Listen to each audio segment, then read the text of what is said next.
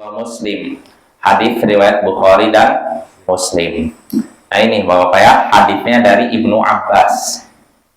Dan Ibnu Abbas ketika itu ketika dia bercerita seperti ini, tentu saja di zaman Rasulullah dia belum besar, masih usia remaja.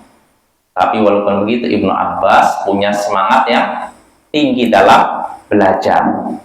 Jadi ketika Ibnu Abbas Rasulullah meninggal, Ibnu Abbas masih remaja. Dia dengan seorang Ansor ketika itu temannya sama-sama memiliki apa istilahnya kedekatan. Nah Ibnu Abbas berkata kepada temannya Ansor, bagaimana kita ini aja belajar kepada para sahabat. Kita belajar kepada para ulama yang tersisa. Rasulullah meninggal, masih ada Abu Bakar, Umar, Zaid bin Thabit, Uthman, Ali, para ulama. Bagaimana kalau kita belajar saja kepada para sahabat Nabi yang masih hidup? Maka apa kata temannya orang Ansor? Apa kamu mau jadi ulama, wahai Ibnu Abbas? Padahal itu ada fulan sebutkan nama sahabat-sahabat. Artinya udahlah, nggak usah lah. Lebih baik kamu ini aja menekuni najarah perkayuan, pertukangan, bikin meja, bikin itu aja lah, nggak usah belajar. Karena apa? Kamu nggak akan bisa jadi ulama, ya. Karena apa? Banyak para sahabat, nggak mungkin ilmu kamu melampaui mereka. Ini sang sahabat Ansor. Namun Ibnu Abbas nggak peduli, udahlah saya tinggalkan dia. Dia belajar. Kalau yang itunya minatnya sahabat Ansor bukan pada ilmu agama, dia mungkin pertukangan, Ibnu Abbas agama. Dia belajar di usia yang muda, sampai-sampai dia pernah datangi seorang sahabat Nabi untuk bertanya masalah agama, didapati rumahnya tertutup.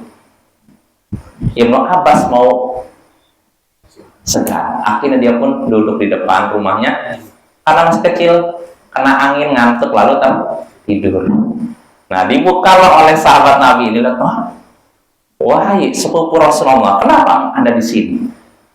Akhirnya dia bertanya apa? Ya, saya ingin belajar pada Anda, menanyakan suatu masalah agama.